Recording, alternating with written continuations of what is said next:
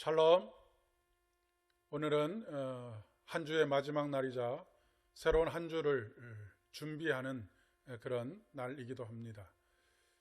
알파와 오메가가 되시고 처음과 나중이 되시는 하나님께서 우리의 처음과 나중을 주장하시고 완성하시는 귀한 은혜가 저와 여러분의 있기를 진심으로 축복합니다.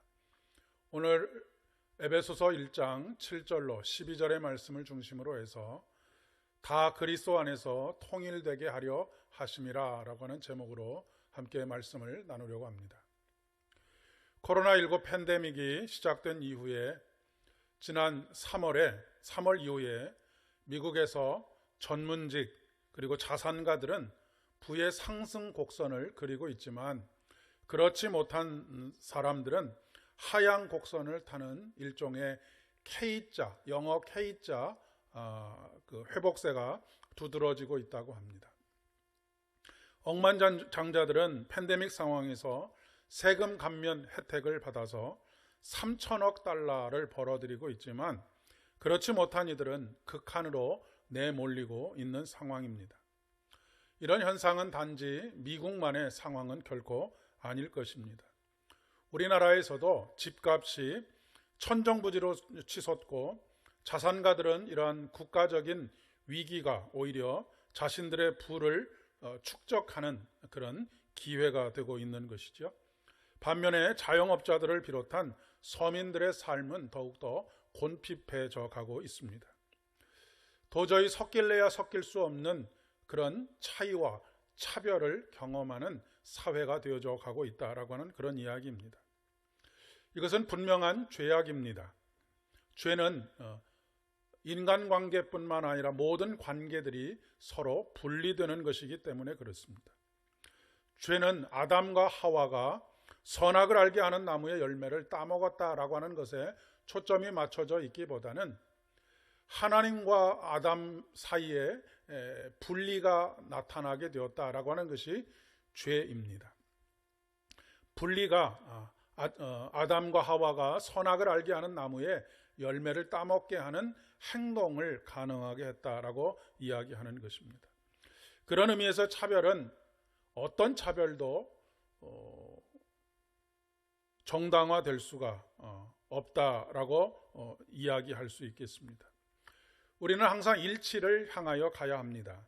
내가 축적한 부를 축복이라고 여기지 않고 오히려 나눔을 통해서 이런 격차와 분리와 차별을 극복해 가도록 노력하는 것이 그리스도인의 삶이다라고 말씀드릴 수 있다는 것입니다.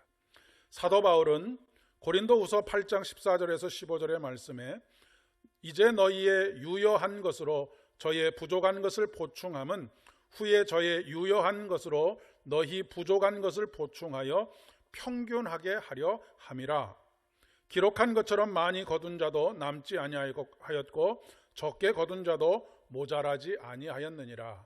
이것이 하나님께서 꿈꾸시고 하나님께서 이루어가기를 원하시는 하나님의 나라, 하나님께서 세워가기를 원하시는 하나님의 나라라고 하는 것입니다.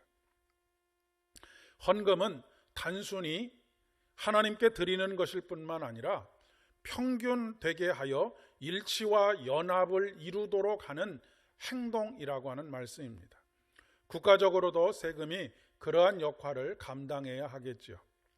예수님께서 이 땅에 오신 이유는 이 분리를 극복하기 위해서 그것이 바로 우리의 죄를 용서하시고 구원하시기 위해서 오신 것이라고 하는 말씀입니다. 그것을 사도 바울은 화목하게 하는 직책이라고 말했고 우리에게 그 화목하게 하는 직분을 맡기셨다라고 이야기하고 있습니다. 이것은 단순히 인간만의 문제가 아닙니다. 하늘에 있는 것이나 땅에 있는 것이 다 그리스도 안에서 통일되도록 하기 위함이다라고 말씀하고 있기 때문입니다. 자연은 단순히 우리의 이용의 대상이 아닙니다. 하나님께서 창조하신 같은 피조물입니다. 그렇기 때문에 자연을 착취의 대상으로 삼아서는 안 됩니다. 땅을 오염시키고 파괴하는 그 어떤 행위도 용납할 수 없는 죄가 되는 것입니다. 통일된다, 그리스도 안에서 통일된다 할 때 통일된다라고 하는 말의 원어적인 의미는 거느린다, 다스린다라고 하는 의미를 가지고 있습니다.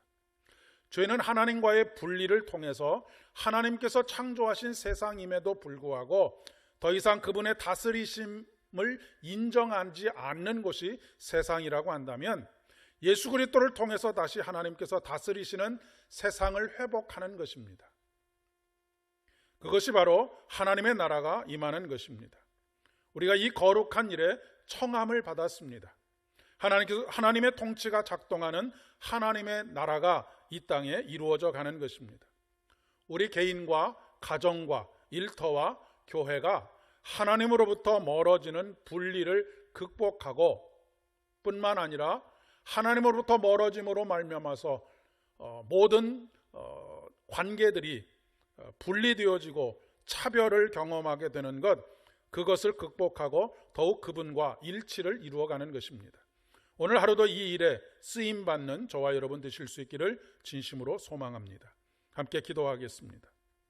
우리를 하나 되게 하시는 주님, 주님 안에서 하나님과의 일치와 연합의 기쁨을 누리게 하시옵소서. 주님께서 내 안에, 내가 주님 안에 있어 많은 생명의 열매들로 충만해져 갈 수 있도록 도와주시옵소서. 예수님의 이름으로 기도드립니다. 아멘. 오늘도 참으로 쉼이 있는 복된 하루 되실 수 있기를 바랍니다.